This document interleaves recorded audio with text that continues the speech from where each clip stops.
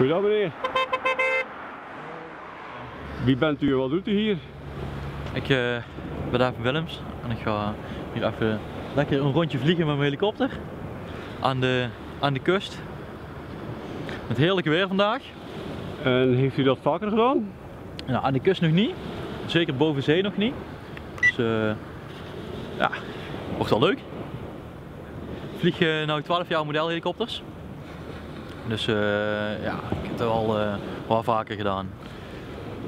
Nou, we zijn benieuwd. We gaan een rustig rondje vliegen.